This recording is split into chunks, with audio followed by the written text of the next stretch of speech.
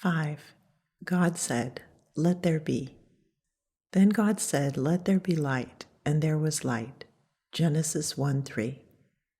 In the first chapter of the first book of the Bible, the book of Genesis, God tells us how long it took him to create everything.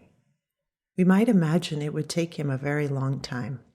After all, the universe is so vast and there are an immeasurable number of things in it. But God is so powerful, it did not take him long at all. He did it in only 6 days.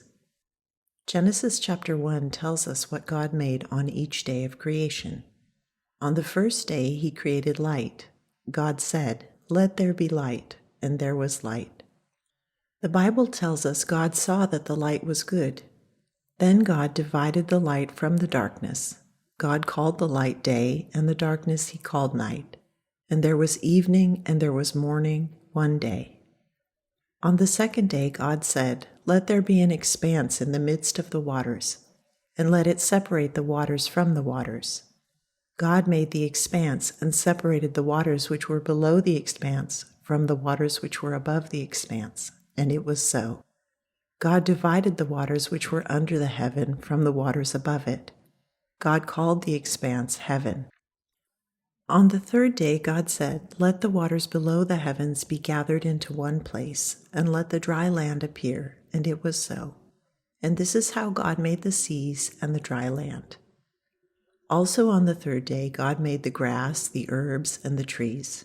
He did this by saying, "Let the earth sprout vegetation, plants yielding seed, and fruit trees on the earth bearing fruit after their kind with seed in them." And it was so. On the fourth day, God made the sun, the moon, and the stars. There are so many stars, no person can count them. But God knows how many stars there are. In fact, he calls them all by name. And he created all of them from nothing by speaking them into being on the fourth day of creation. He simply said, "Let there be," and there they were. On the fifth day, God spoke into being all the creatures that live in the water and all the birds. And God saw that it was good. God blessed the water creatures and birds, saying, "Be fruitful and multiply, and fill the waters in the seas, and let birds multiply on the earth." On the sixth and final day of creation, God said, "Let the earth bring forth living creatures after their kind, cattle and creeping things, and beasts of the earth after their kind." And it was so.